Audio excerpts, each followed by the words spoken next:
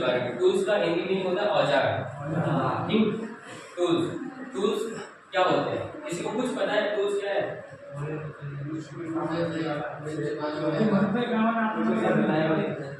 आपके हाथ में जो ये पेन है, क्या ये टूल्स है?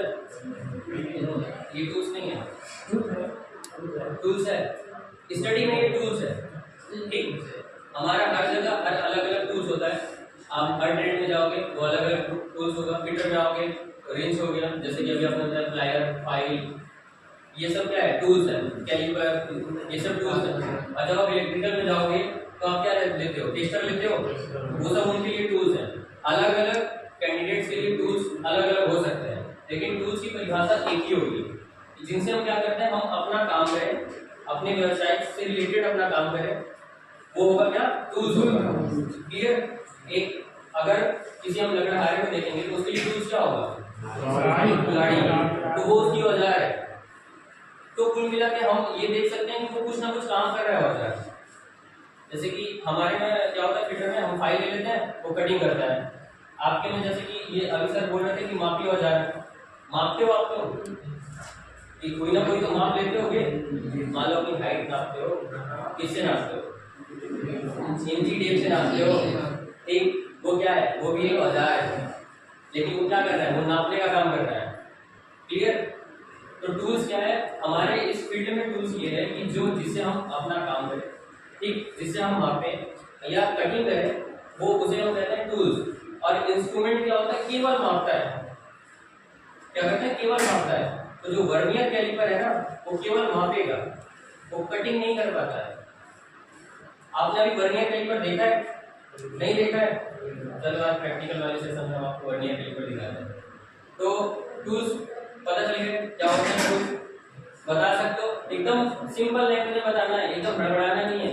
अगर कोई पूछता है टूल्स क्या है तो बोल देना कि जिससे हम अपना काम करते हैं वो सब हमारे टूल्स हैं। क्लियर? लड़कियां टिप लगाती हैं, वो जो भी चिमटी भी लगाती हैं, वो भी उनके टूल्स ही हैं। ठीक है? आप लोग पेन से लिख रहे हो, कुछ लोग नाखून भी बड़ी करती हैं, वो भी उनके टूल्स हैं। ठीक? अरे यार मान लो कहीं लड़ाई हो गई, मार दी, ठीक है, ये सब टूल्स है। लेकिन वैसे वो टूल्स नहीं, मैं समझाने की भाषा में कि अगर आपको किसी को बताना हो तो आप कैसे बता सकते हो। ठीक, अब हम पढ़ाएंगे कि मापी औजार क्या होता है। मापी औजार से सीधा सा मतलब है मापी, माने वो मापता है, नाप रहा है, कुछ ना कुछ तो नाप रहा है। अब क्या नाप रहा है इसके आगे हम जाके अंदर जब लेसन एंटर करेंगे तब पता चलेगा। तो हम पढ़ते हैं प्रिसीजन मेजरिंग इंस्ट्रूमेंट। प्रिसीजन माने होता है सूक्ष्मता, मेजरिंग माने नापना, इंस्ट्रूमेंट माने औजार। अब देखो यार टूल्स है और एक इंस्ट्रूमेंट है। किसी ने क्वेश्चन ये नहीं किया कि टूल्स सर और इंस्ट्रूमेंट में क्या फर्क है? दोनों में फर्क है। टूल्स क्या करता है? कहीं ना कहीं कटिंग कर रहा है, लेकिन इंस्ट्रूमेंट क्या कर रहा है? कटिंग नहीं कर रहा है, केवल नाप रहा है या कुछ और कर रहा है, लेकिन कटिंग नहीं कर रहा है। ठीक, तो वर्नियर कैलिपर हो गया, माइक्रोमीटर हो गया, वर्नियर माइक्रोमीटर हो गया, वर्नियर हाइट गेज हो गया। ये अलग अलग प्रकार के प्रिसीजन मेजरिंग इंस्ट्रूमेंट है। अब आप किसी के पास स्केल है? नहीं होगा, कोई बात नहीं, स्केल देखा होगा सबने। लाइन कहीं ना कहीं पूरे 12 साल में 12वीं तक सब पढ़े हो, 10 तक भी जो भी हो गए, पीछे तो हो गए स्केल से। उसमें इंच और mm के जो खाने होते हैं छोटे छोटे, कभी देखा है? उसमें सबसे छोटा खाना कितने का होता है? आज तक 12 साल हो गए, आज तक हमने ये नहीं देखा। mm का कितने mm का?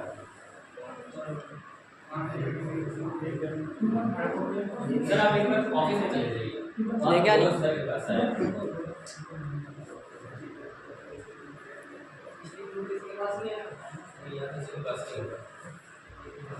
किसी ने देखा ही नहीं आज तक? देखा है? देखा होगा ऊपर से, लेकिन आज तक उसकी छोटी माप नहीं देख रहा है। अच्छा, एक mm से दूसरे mm के बीच में जगह होती है। mm में क्या होता है? यही होता है ना, ऐसी लाइन होती है, यहाँ से स्टार्ट होता है, यहाँ क्या होता है? 0 होता है, फिर एक ऐसी लाइन होती है, फिर ऐसे होता है, फिर 1 लिखा होता है, फिर ऐसे होता है, फिर 2 लिखा होता है। फिर 3 होता है, फिर 4 होता है, 5 होता है। इस तरीके से बढ़ते रहते हैं। एक छोटा स्केल होता है, एक बड़ा स्केल होता है। ठीक है, ये सब क्या है, mm में है। क्या है, mm में। mm का फुल फॉर्म मिलीमीटर। ठीक है, इन सब चीजों से थोड़ा सा क्लियर रहना है कि हम क्या पढ़ना है।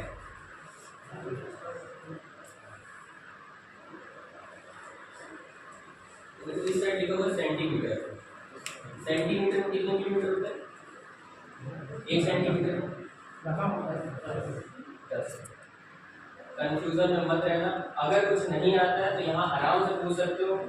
ठीक, कोई कंफ्यूजन नहीं। देखो, ये नहीं करना कि मेरी बेइज्जती हो जाएगी अगर आप पूछ लोगे। अगर आज आप पूछ लोगे तो आगे वाले टाइम में आप कभी कंफ्यूज नहीं रहोगे। और अगर आज नहीं पूछ पाए तो हमेशा कंफ्यूज रहोगे। तो स्कूल और कॉलेज में कभी भी शर्माना नहीं चाहिए अपने टीचर के सामने। आप बेधड़क होकर पूछो कि सर मुझे समझ में नहीं आया, मुझे बताओ। सार वाला या क्लास वाले बोलेंगे ये पागल है, लेकिन वहां पागल कहलाना अच्छी बात है। ठीक, लेकिन आगे चल के आपसे अगर कोई पूछ लिया, उस दिन आप नहीं बता पाए तो कितनी शर्मिंदगी महसूस होगी। तो 1 सेंटीमीटर में 10 mm होता है, 1 इंच में 25.4 mm होता है। ये लिख लो, नोट कर लो।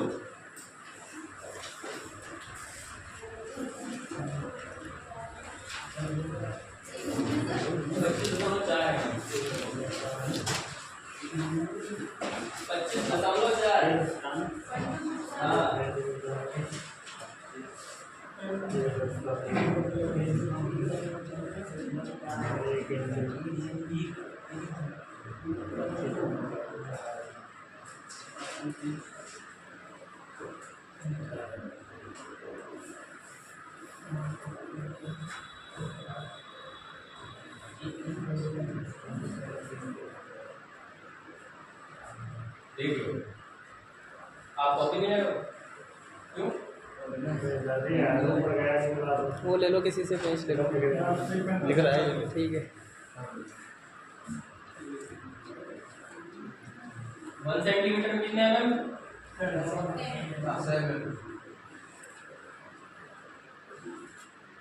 अभी यहाँ पे लिखा हुआ है कि सेंटीमीटर लिखा हुआ है। ठीक है, तो एक सेंटीमीटर कितने mm होंगे, 10 mm होंगे ना। तो देखो यहाँ पे है 10 mm, इधर से घुमा देना पूरे।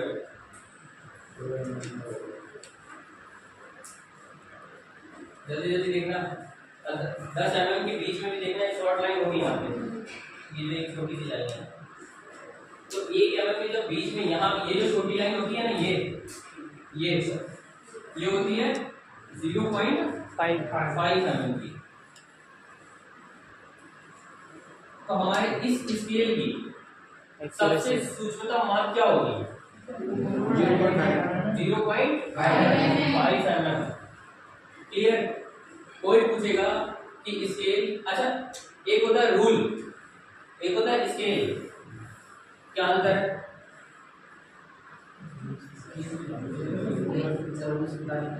आप लोग आज तक जो स्टील वाली जो रूल होती है उसको स्केल बोल देते थे, प्लास्टिक वाली को भी स्केल बोल देते थे, जो वुड वाली आती थी उसे भी स्केल बोल देते थे। क्लियर?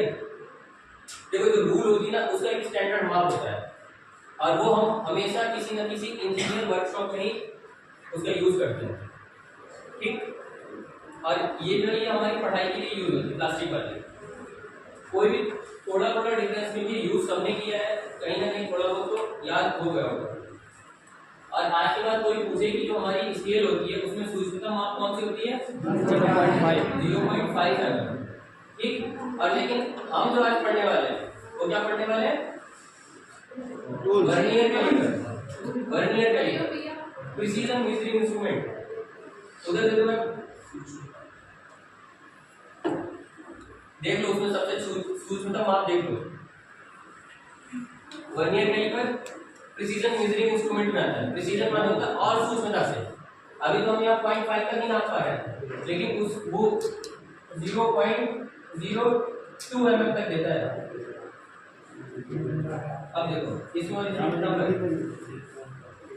मतलब बहुत छोटा। हाँ शायद उससे भी छोटा, आपके बाल से भी छोटा, वो भी 60 माइक्रोन की, बाल भी आपके 60 माइक्रोन के होते हैं। या अगर डिजिटल कैलिपर होगी तो इनके बाल की मोटाई नाप के दिखा देंगे हाँ, वर्कशॉप में। अगर यहाँ पे डिजिटल कैलिपर होगा, वर्नियर कैलिपर, तो आपके बालों की जो थिकनेस होती है ना, वो हम आपको नाप के बता सकते हैं। वैसे एक एवरेज अगर किसी ने पढ़ा होगा तो वो 0 मतलब 60 माइक्रोन से लेके 80 माइक्रोन तक होता है। और 80 माइक्रोन, ये जो माइक्रोन होता है ये होता है इसका 1000वां भाग, इसका mm का 1000वां भाग होता है माइक्रोन।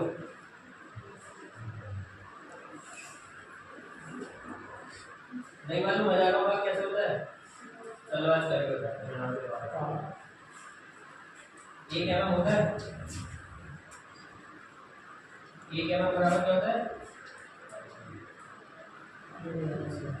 1000 माइक्रोन। ठीक, अब पता चलिए अब 1 माइक्रोन बराबर कितने mm होता है हम निकालेंगे। तो हमें 1 माइक्रोन बराबर निकालना है 1 माइक्रोन। अब ये जो 3 जीरो है ये इस साइड आ जाएंगे, क्लियर। अब ये देखो, अब ये जो ऊपर जाएगा 0.001 1 माइक्रोन बराबर 0.001 mm।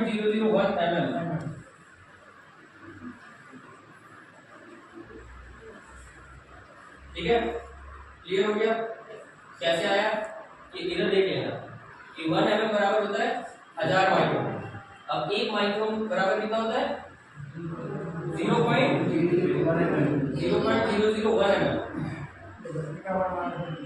ये जब आप आगे कुछ बड़ी स्टडीज करोगे या कुछ भी करोगे, कि किसी कंपनी में जाओगे, अगर वहां आपको मापने के लिए कुछ मिल गया तो हमेशा डिजिटल के माइक्रोमीटर हो गया, वर्नियर कैलिपर हो गया, ये सब डिजिटल नहीं मिलेंगे, तो वहां आपको नापने आना चाहिए। ठीक, ड्रोन में भी क्या है कि बहुत छोटी सी अगर गड़बड़ी हो गई तो पूरा पूरा ड्रोन फॉल्ट हो जाएगा, फिर आप कितनी भी मेहनत किए हो कोई मतलब नहीं उससे मिलेगा। इसलिए छोटी से छोटी भी गलतियां मत करना।